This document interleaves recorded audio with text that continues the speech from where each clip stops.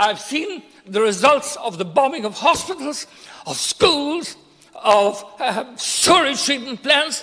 It is appalling. And if you want to know what the people of Palestine, you say that you're speaking on behalf of the people of Palestine. If you want to know what the people of Palestine want, ask the Palestinian farmers.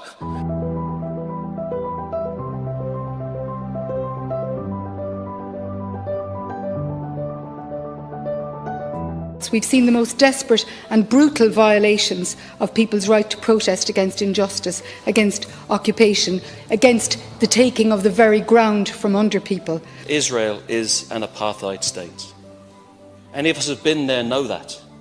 Once you know that, it changes you.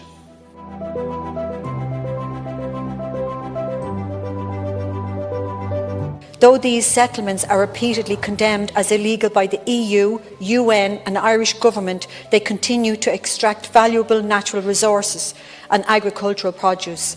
These goods are then exported and sold on shelves around the world, including in Ireland, to pay for occupation. There is a clear hypocrisy here. How can we condemn the settlements as illegal, as theft of land and resources, but then happily buy the proceeds of this crime?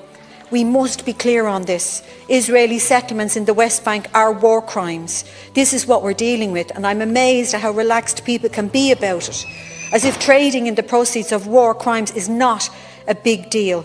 I witnessed with my own eyes the crushing indignity of a Palestinian community cut off from their water supply so that it could be diverted instead to support an Israeli chicken farm. That is horrendous, and the injustice of it will stay with me forever. That commercial settlement built on stolen land beyond international recognised borders is a war crime, and I know I'm repeating myself today. And I'm asking my colleagues across the House today, is the moral response to simply condemn this as illegal, but then ask how much for the eggs?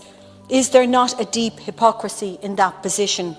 For a country that prides itself on upholding humanitarian principles and international law, this is unacceptable, and I believe it's time we stood clearly against this injustice.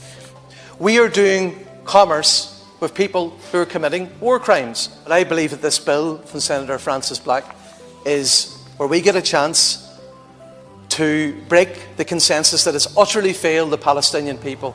The case for this bill has become even more compelling, if I may say so, because we've seen appalling atrocities, killing of Palestinian civilians. I raised €55,000 to put in solar energy and water treatment plants, and I saw them being demolished, bombed by the Israelis. That's what happens. There is something rotten in the way democracy is defined and lived, and most importantly, denied.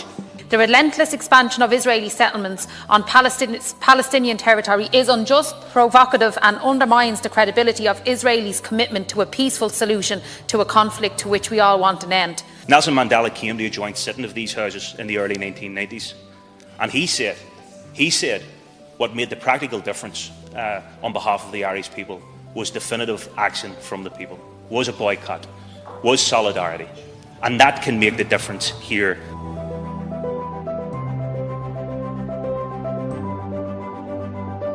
The government of Benjamin Netanyahu has to get a message.